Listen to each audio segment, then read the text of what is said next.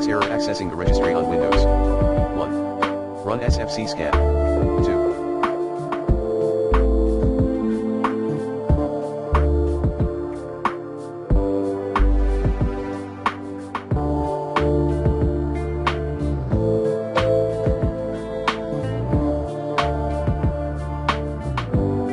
Set disabled or not configured to prevent access to registry editing tools and user configuration administrative template system group policy editor, regedit.msc. 3.